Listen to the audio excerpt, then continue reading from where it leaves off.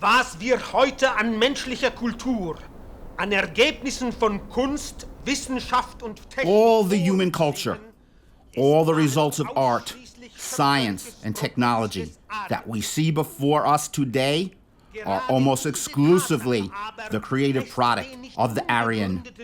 This very fact admits of the not unfounded inference that he alone was the founder of all higher humanity, therefore representing the prototype of all that we understand by the word man. Ist der Prometheus der Menschheit. The Aryan is the Prometheus of mankind. The role of the strongest is to dominate and not to blend with the weakest, thus sacrificing his own grandeur. History establishes with frightful evidence that whenever the Aryan has mixed his blood with that of inferior peoples, the result of this interbreeding has been the ruin of the civilizing people. It must not be forgotten that the supreme goal of men's existence is not the conservation of a state, it is the conservation of their race.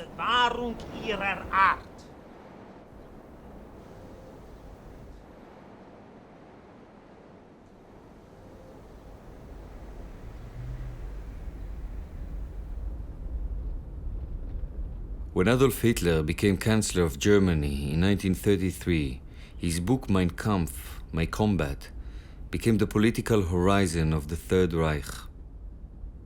The racist ideas expressed in this book were quickly transformed into a series of concrete measures obsessively applied at every level of the state. Intellectuals, scientists, and most particularly the medical profession played a decisive role in the Nazi racial policy. From the beginning, the doctors were at the service of racial purification. Starting in 1937 with the sterilization of half-caste children known as the Bastards of Rhineland, and then in 1938 and 39 with Operation T4, the selection and mass murder of several tens of thousands of the mentally ill. Later, the doctors did not hesitate to use prisoners in several concentration camps as guinea pigs. In Sachsenhausen, Dachau, Buchenwald, Struthof-Natzwiller, Neuengamme, Ravensbrück, to mention only these camps, medical experiments for essentially military purposes were performed in vivo, meaning on living prisoners. At the summit of this policy of dehumanization, Auschwitz.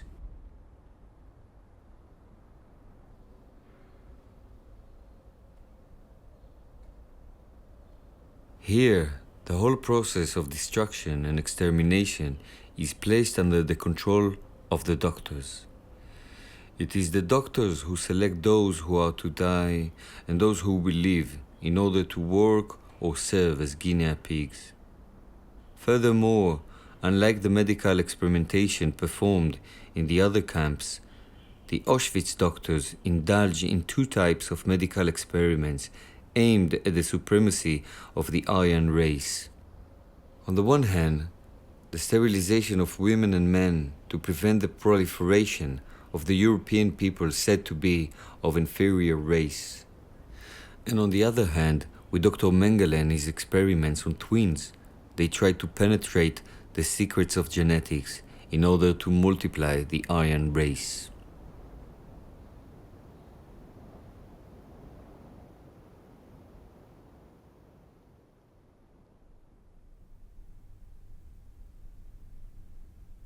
Sehr verehrter Reichsführer, anliegend überreiche ich Ihnen mit der Bitte um Kenntnisnahme das Ergebnis der Untersuchungen über die Möglichkeit einer Röntgensterilisation bzw. Kastration. Dear Reichsführer, I am sending you herewith the results of research on the possibility of sterilization and castration by X-rays. The experiments in this field are concluded. The following results have been obtained. They are sure and scientific. For people who have to be permanently sterilized, it is necessary to apply X-ray treatments so intense that castration, with all its consequences, results.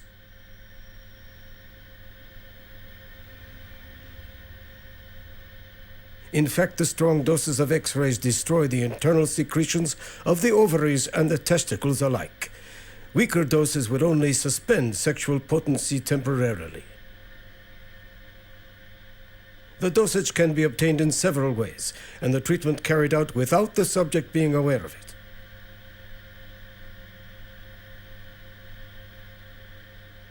For men, the irradiation source needs a power of 500 to 600 Roentgens. For women, 350 Roentgens.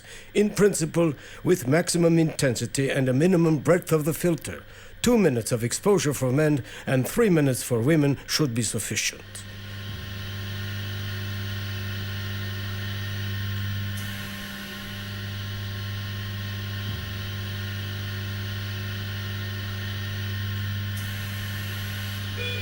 In practice, a method emerges. This would be, for example, to summon the people to be treated to a window and have them fill in forms or answer questions, thus keeping them there for 2 or 3 minutes. The official seated behind the window could adjust the machine, moving a lever to operate both tubes at the same time. Irradiation must be bilateral. In this way, a device with 2 tubes could sterilize 150 to 200 people per day, and with some 20 such devices, 3,000 to 4,000 per day. To my knowledge, no deportations of a greater number of people per day are envisaged.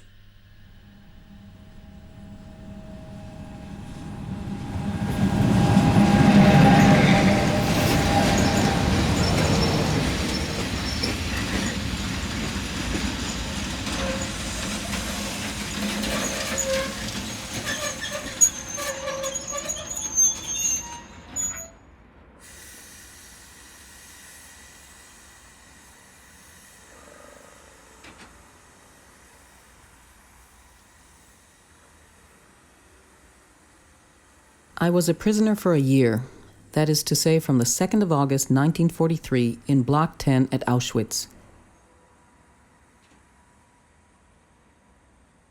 The only women's block isolated in the middle of the men's camp.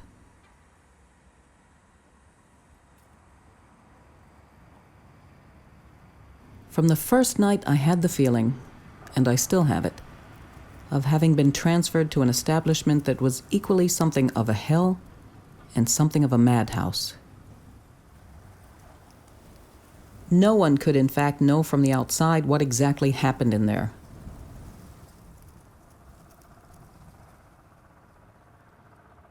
The windows were boarded up with nailed planks so that it was impossible to communicate with the outside, and especially with the male prisoners.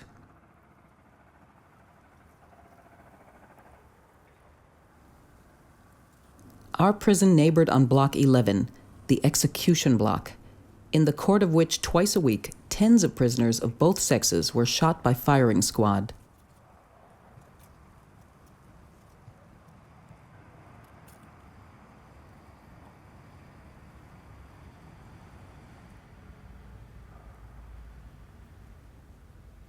We were shut inside 2 large rooms where 400 women packed in 3-tiered beds were vegetating rather than living.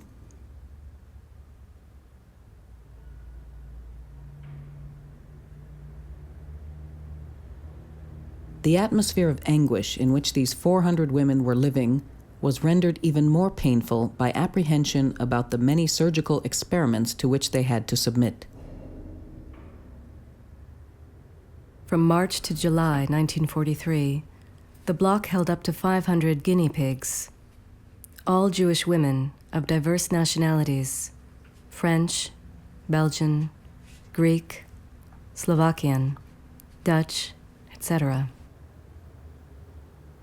The convoys were generally selected at once by the SS doctors as the prisoners got off the train, and the chosen victims directed to the block in question. Depending on their type of experiments, these gentlemen did their shopping. Some needed married women, others young girls. The third group a mixture of all categories.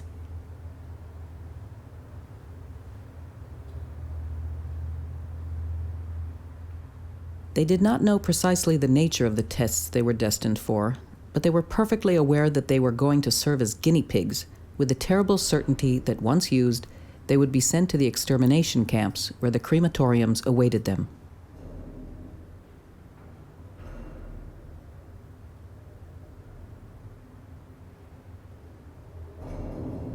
There existed, in fact, in Block 10 some teams of scientists. The main ones were those of Professor Schumann,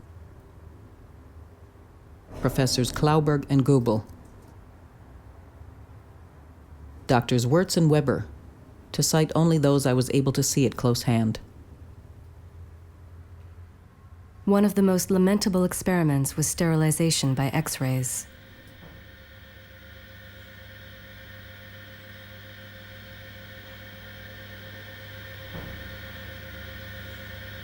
It concerned very young girls, mostly Greek, delicate creatures of 16 to 18 years old. The operation was not done in Block 10 itself. They were taken to the women's camp in Birkenau, where the necessary machines were.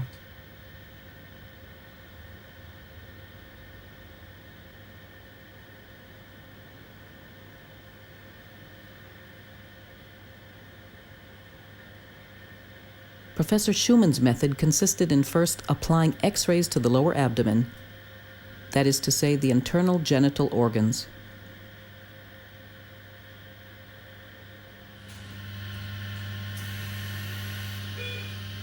After some of these applications, an ovariectomy was practiced, sometimes bilateral, sometimes unilateral. In the latter case, the second ovary was removed by another laparotomy sometime later.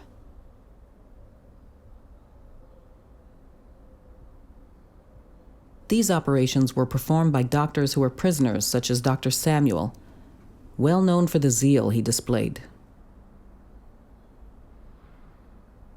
The second person who operated was the Polish surgeon Düring, also an internee. He did an enormous number of operations, and while I was in Block 10, he beat the record one day by performing 10 laparotomies in an afternoon. Every time the poor girls came back in the evening with symptoms of peritonitis, they vomited incessantly and had ghastly pains. And this lasted days and days, weeks, even months. They had to lie in bed and could hardly eat. Many showed serious burns on the abdomen, burns that needed long-term dressings. It was the intestines in particular that had been affected by the rays.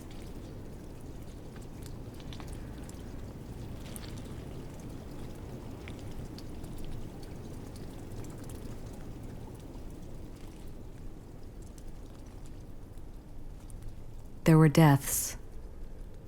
There were complications. Pleurisy, prolonged, endless amounts of pus.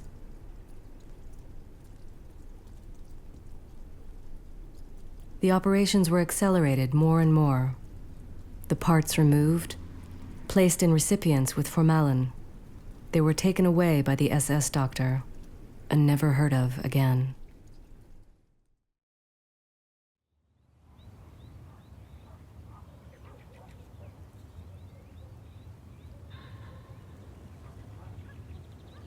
In March 1943, the rumor spread that the Jews were being sterilized by X-rays. I did not want to believe such atrocities, but I was forced to yield to the facts when about 2 weeks later they announced the visit of Professor Schumann.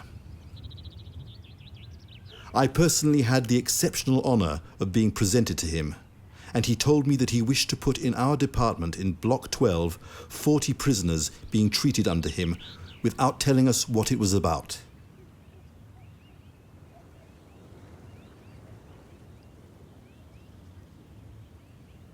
He asked me to make an observation sheet for each one of them, to take their temperatures and pulses twice a day and observe the changes that they might show. I observed only a slight rash on the scrotum. These prisoners told me they had been taken to the women's camp. There, their testicles had been exposed to a machine through which an electric current was passed. From the description, one recognized an X-ray machine.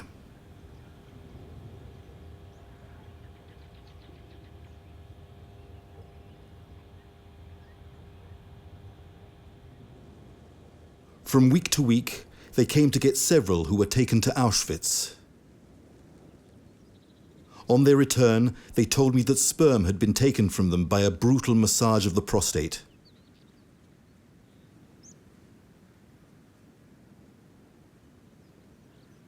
Two months later, they were taken back to the Auschwitz camp, and when they returned, after 1 or 2 weeks, they told me that one testicle had been removed.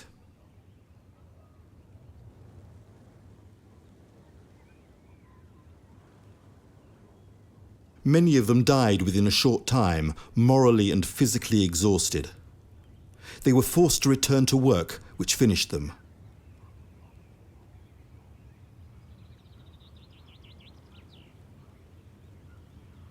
Those who survived were taken back 2 months later to Auschwitz for the second testicle to be removed.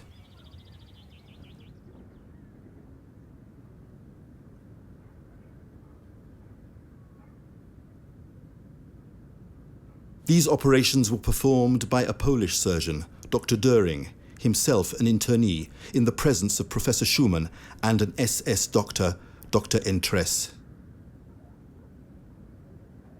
This surgeon operated with quite considerable brutality.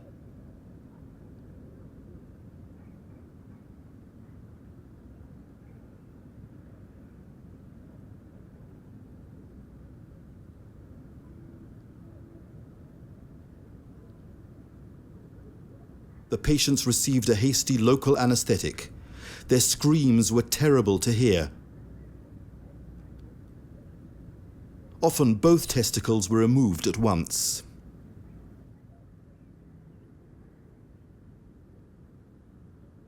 The consequences of the operations were catastrophic. Hemorrhages, septicemia, atony of the wounds which would never heal.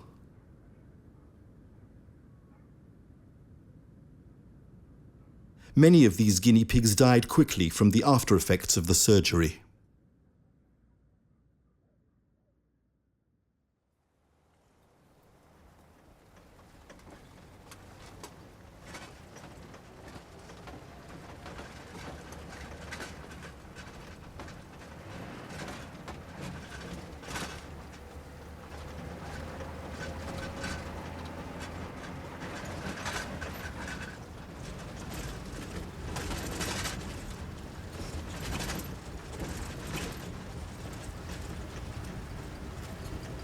We drive about 12 minutes in the labyrinth of barbed wire fences and enter through well-guarded doors, passing from one zone to another.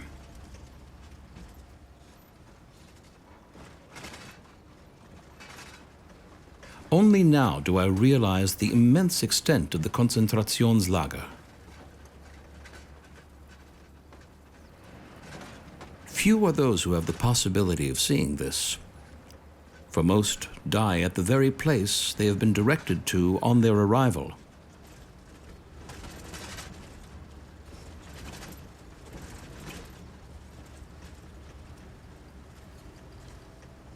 My musings are abruptly interrupted by Dr. Mengele.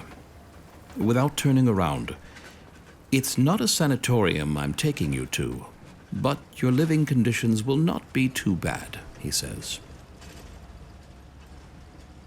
The car slows down and hoots. In the barbed wire fence, a reinforced door opens behind the guard.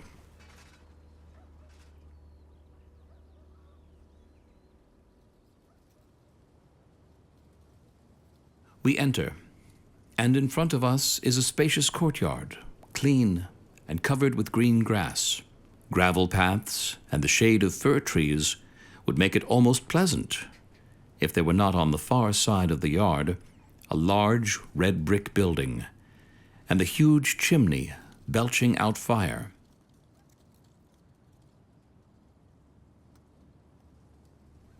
We are in one of the crematoriums.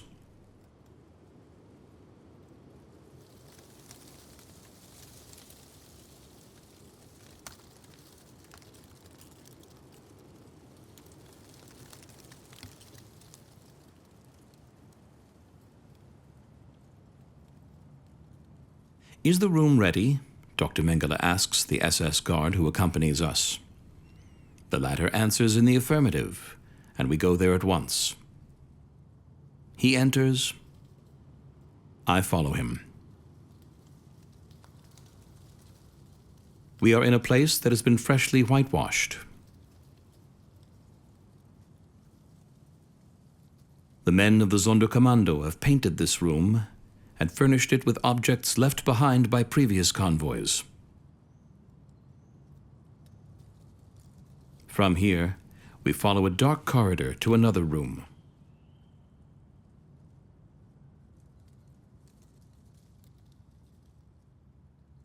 We are in a dissecting room.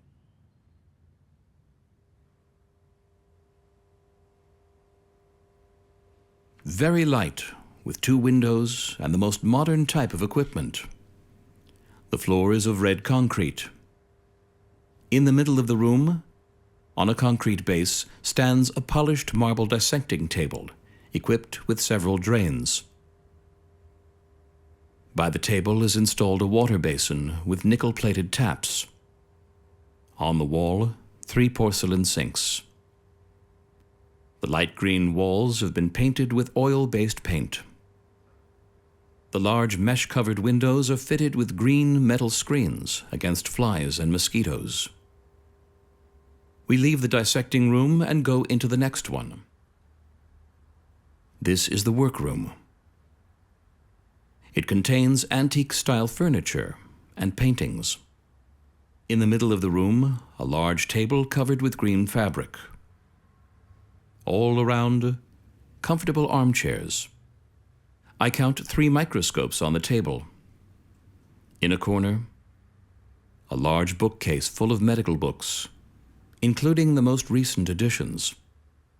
Another cupboard contains white coats, aprons, towels, and rubber gloves. All in all, it's an exact copy of the Anatomopathology Institute of a big modern city.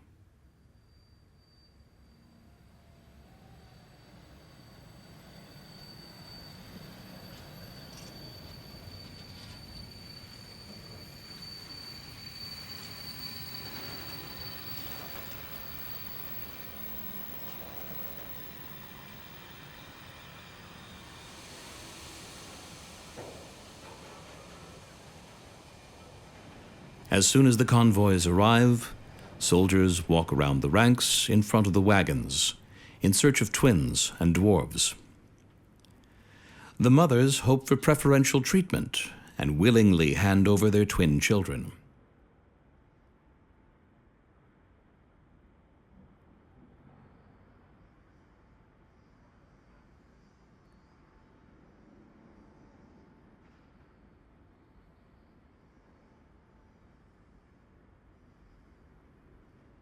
Adult twins know they are interesting from the scientific point of view.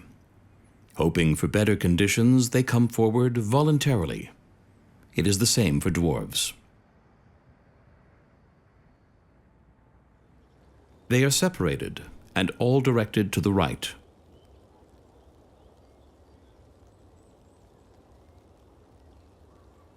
They are left with their civilian clothes.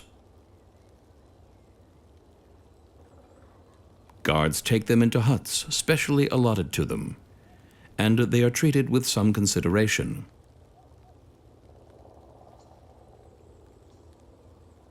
The food is good, the bunks comfortable.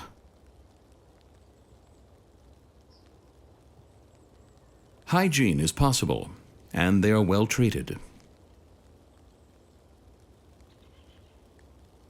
They are in Block F, Hut 14, from where the supervisors take them into the Gypsy Camp experimentation hut.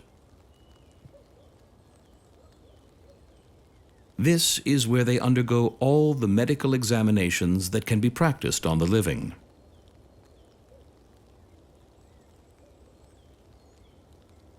Blood tests, lumbar punctures, exchanges of blood between twin brothers, as well as innumerable other examinations, all tiring and depressing.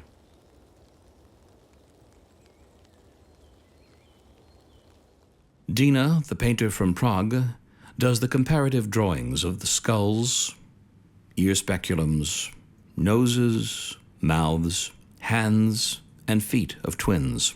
Each drawing is classified in the file prepared for this purpose, with individual characteristics added. And here will also be placed the reports on the findings of the research. The same process is used with dwarves. These experiments, in medical terms, in vivo, that is to say, experiments conducted on a living being, far from exhaust all the possibilities of research in the field of twinning. They are full of deficiencies and give only insufficient results. The phase of in vivo research will be followed by the most important phase in the study of twinning: the comparative study of anatomical and anatomopathological aspects. The subject here is the comparison between healthy organs and organs that function abnormally, or twins diseases. For this study, as for all studies of anatomopathology, corpses are required.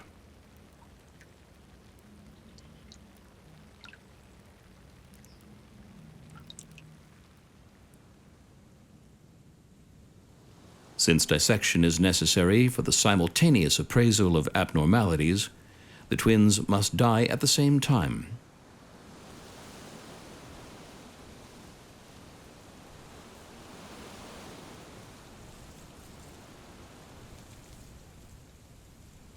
Thus, they die in one of the Konzentrationslagers huts at Auschwitz, in quarter B3, and by the hand of Dr. Mengele.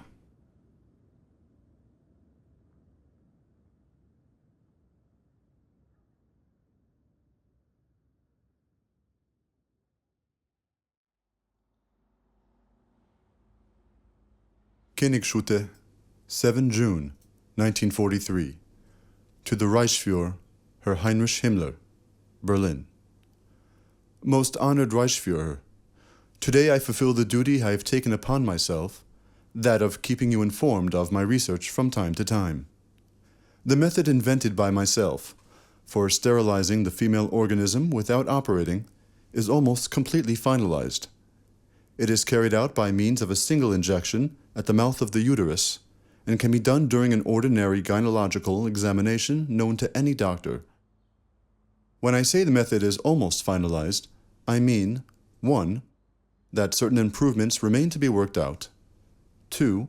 That it can already be used instead of our current eugenic sterilization operations and be substituted for the latter.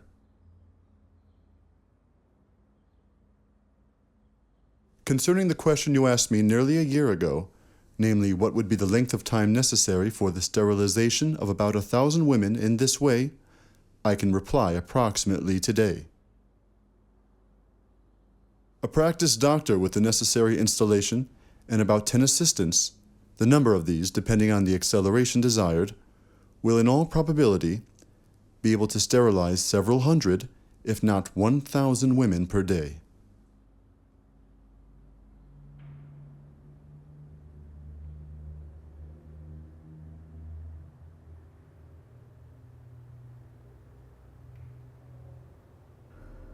Professor Klauberg, a civilian doctor, who was a gynecologist from Königsschutte, today Katowice in Upper Silesia, reigned supreme over a group of 200 married women and concentrated his research on a special process of female sterilization.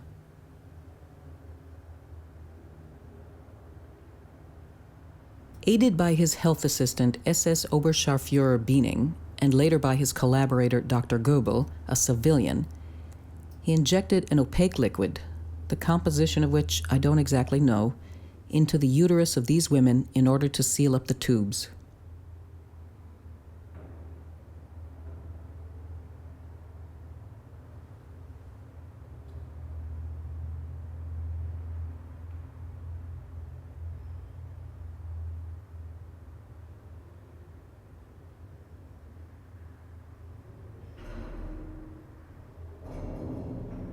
As soon as these injections were finished, an X-ray of the uterus and the tubes gave him a very clear picture of the extent and location of the sealing liquid injected.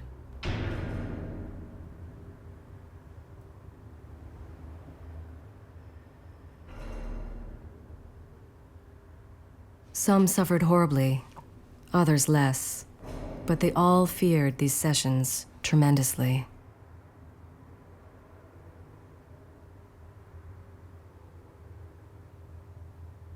These injections were repeated on the same women 3, 4, or 5 times within a few weeks.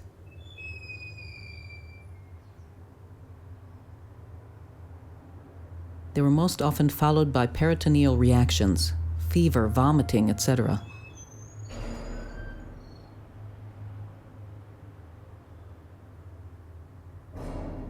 All these women naturally had total amenorrhea, but it is very difficult to take this menstrual deficiency into account, given that menstruation had totally disappeared among the women prisoners. Some women were detained longer in Block 10, while others, the experiments scarcely finished, had to return to the Birkenau camp, where they were subjected to work that quickly destroyed them.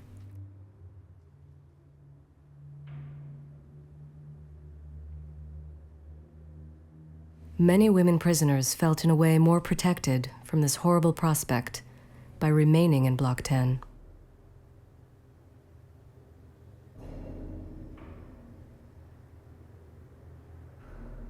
Incapable of entirely comprehending the unfathomable depths of their torturers' monstrosities, they trusted in the latter's words of reassurance and preferred this mode of execution, which saved their lives only in appearance.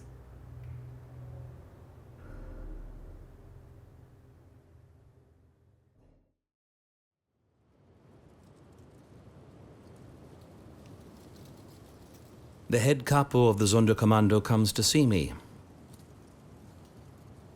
and announces that an SS soldier is waiting for me at the crematorium door with a commando of corpse transporters.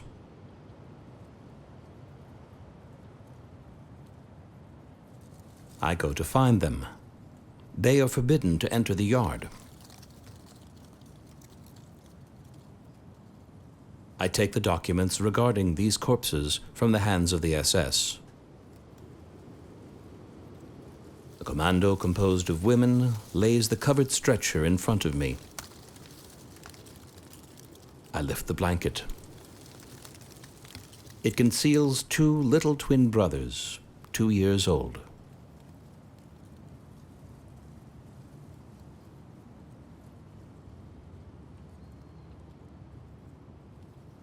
I order my men to transport the bodies and put them on the dissecting table.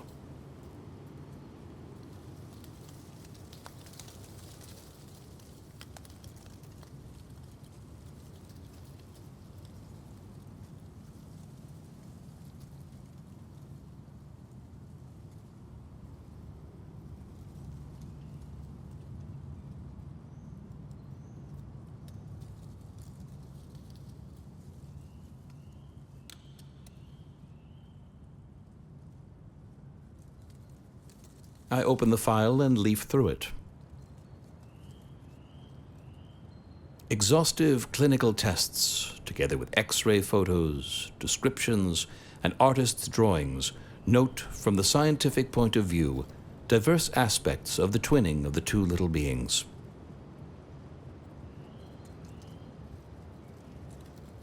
Only the anatomopathology observations are lacking. I am given the task of doing these.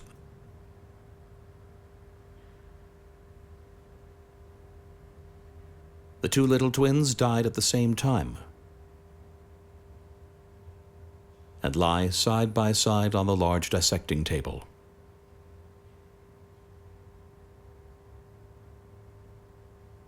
It is they who, by their death, with their small bodies offered up for dissection, are to solve the mystery of the multiplication of the race.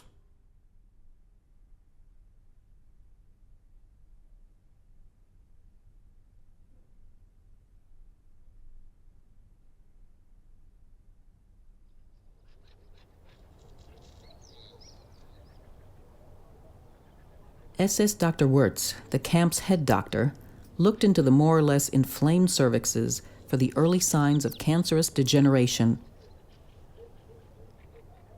and engaged in the excision of part of the cervix of married women after colposcopy and radiology.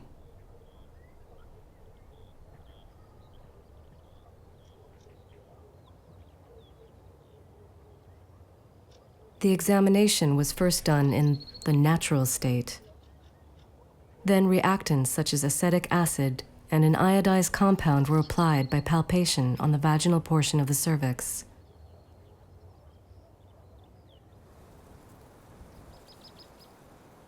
The parts showing a change in the mucous membrane reacted to the first palpation by turning a whitish color and remained insensitive to the second.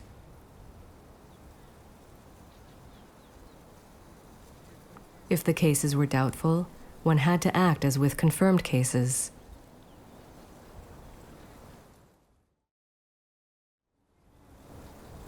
If the examination was regarded as positive, one had to proceed to a limited amputation of the vaginal portion of the cervix and reconstruct the opening with plastic surgery.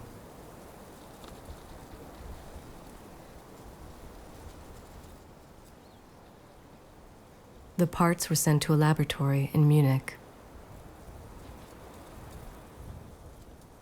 These operations were performed under narcosis by Evipan and were most frequently followed by serious hemorrhages due to the flawed technique.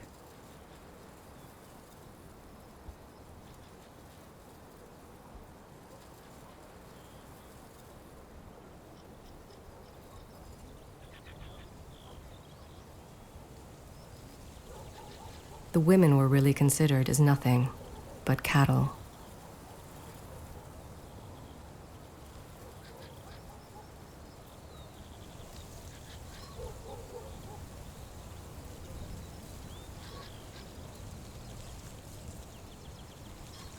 When the camp of Auschwitz was liberated by the Russian armies, Captain Kunin, head of the interpreting service, gave me the job of translating into Russian 5 letters found in a cellar among archives.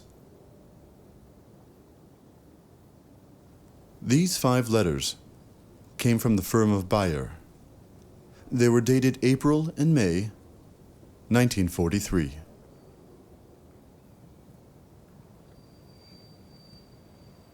First letter. With a view to experimenting a soporific, would it be possible for you to place at our disposal a few women, and under what conditions? All the formalities regarding the transfer of these women will be carried out by us. Second letter. We acknowledge receipt of your letter. Considering the price of 200 marks excessive, we offer 170 marks per subject. We would need 150 women.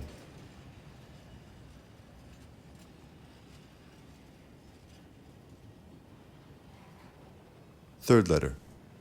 We agree to the price. Please therefore prepare a batch of 150 healthy women that we shall send for very shortly.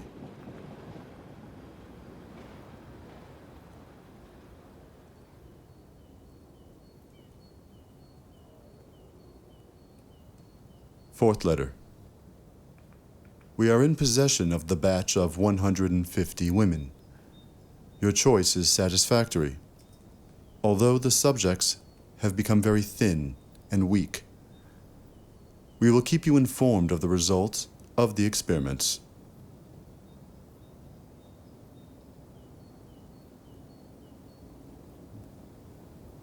Fifth letter. The experiments have not been conclusive. The subjects are dead. We will write to you soon to ask you to prepare another batch.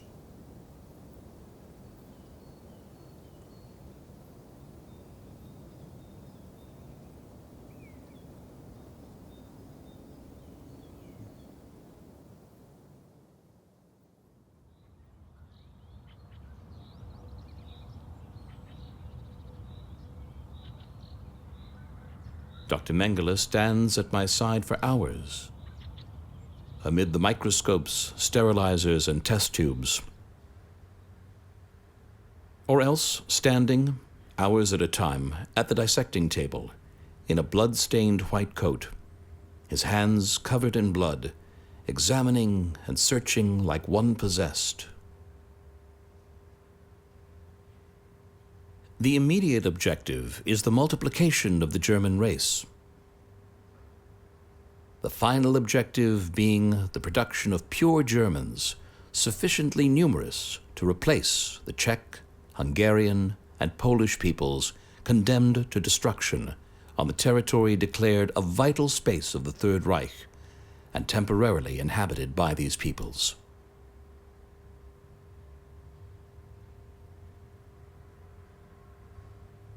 I finish dissecting the little twins and write up a dissection report according to the rules.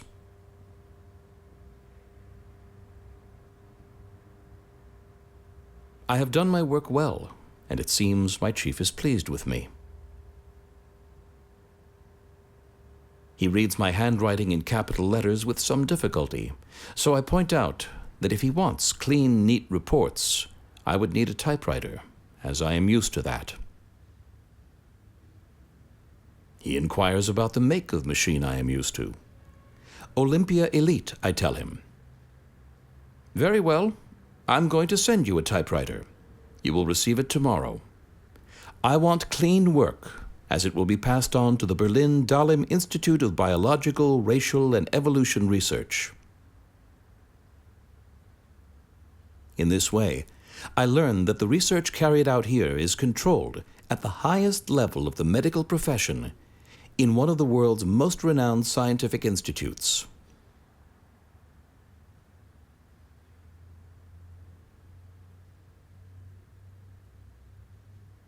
The parts that might interest the Berlin Dahlem Institute of Anthropology have to be preserved in alcohol. These are specially packed, so they can be dispatched by post.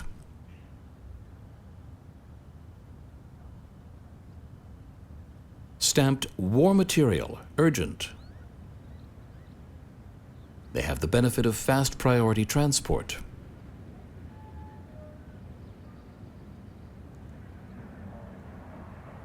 During my activity at the crematorium, I dispatched an impressive number of similar parcels. I received, in reply, precise scientific observations or else instructions.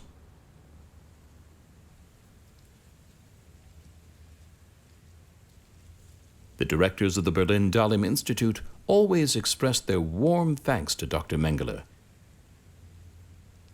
for this precious and rare material.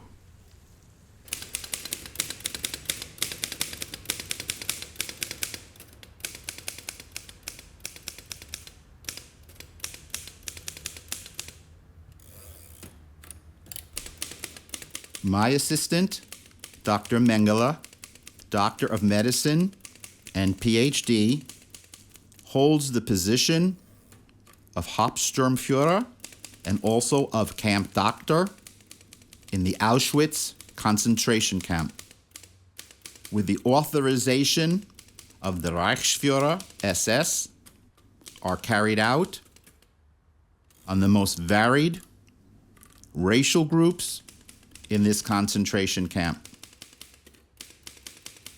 The blood samples are sent to my laboratory for analysis.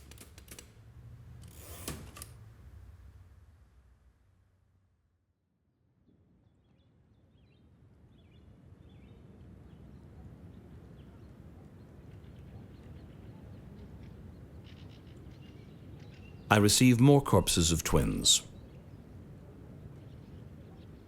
4 pairs are brought to me from the gypsy camp.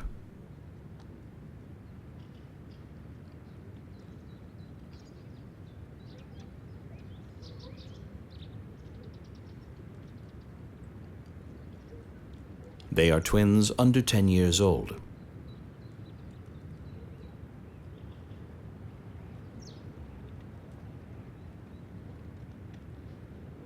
I have finished dissecting a pair of twins. In the outer walls of the left ventricle is a small pale red spot caused by the prick of a needle, hardly different from the surrounding color. I can't be mistaken. The prick has been done with a very fine needle.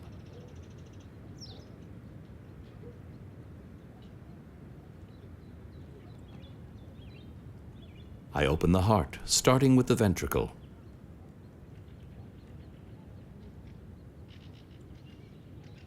Usually, the blood in the left ventricle is removed with a spoon and weighed. This procedure cannot be applied here, as the blood has coagulated into a compact mass. I stir the clot with the forceps and lift it to my nose to smell it. I am struck by the characteristic odor of chloroform.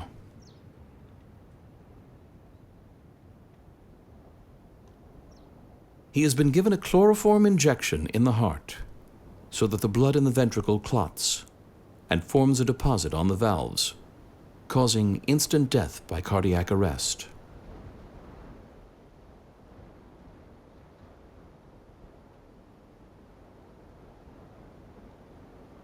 My knees shake, for I have discovered the most monstrous secret of the medical science of the Third Reich. It is not only by gas that they kill, but also by chloroform injections in the heart.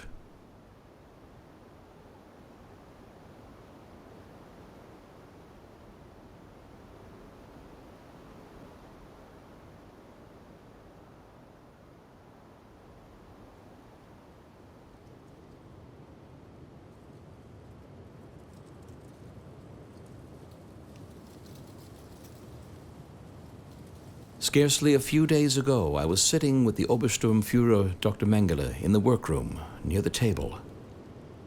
We were leafing through the files already made on the twins, when on the light blue cover of a file, he noticed a pale spot of grease. During dissections, I often handle files, and this is how it came to be stained with a little grease.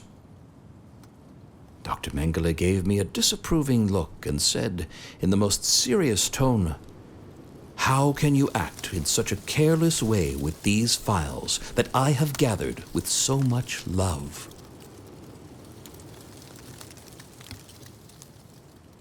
It was the word love that had come from the lips of Dr. Mengele.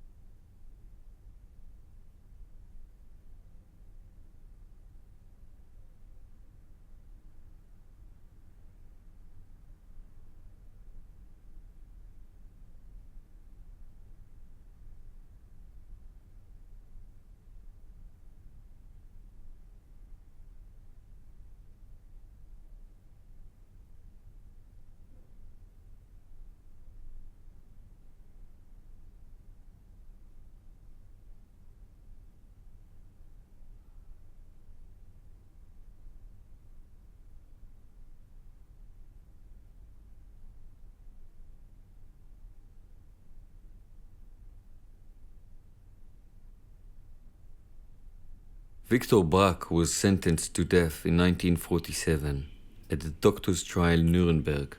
He was executed in 1948. Edward Wirtz was arrested by the British Army at the end of the war. He committed suicide in his cell in September 1945. Karl Klauberg was sentenced to 25 years imprisonment by the Soviets in 1948. Thanks to the German-Soviet agreements on the repatriation of prisoners, he was released in 1955. Following a complaint against him, he was arrested again, but, being ill, he died before his trial in the Kiel prison hospital in Germany in 1957. Horst Schumann practiced as a doctor under an assumed name after the war. It was not until 1951 that legal action was taken against him. He then fled to the Sudan, where he directed a hospital, then to Nigeria, Libya, and Ghana. Extradited to Germany, his trial began in 1970, but he was released in 1972 on grounds of ill health. He died in Frankfurt in 1983. Josef Mengele fled to Latin America. Thanks to the complicity he enjoyed, Mengele was never captured by the different teams sent on his tail. He lived in Argentina, Paraguay, and Brazil, where he died in 1979. Baron Ottmar von Verschwer claimed in his trial to know nothing of Auschwitz or the work of Mengele. He was fined 600 marks by the Frankfurt Tribunal as a Mitlaufer, a fellow traveler of the Nazi Party. In 1956, he became a member of the prestigious American Eugenics Society and directed the Institute of Human Genetics of the University of Münster in Germany until 1968. He died in 1969. Several directors of IG Farben were given prison sentences ranging from 6 months to 6 years at the Nuremberg trial. The IG Farben consortium, of which the Bayer laboratories were one of the companies, was broken up in 1951 into several separate companies including Bayer, Hecht, BASF, and Agfa. The Bayer pharmaceutical laboratories have not been prosecuted.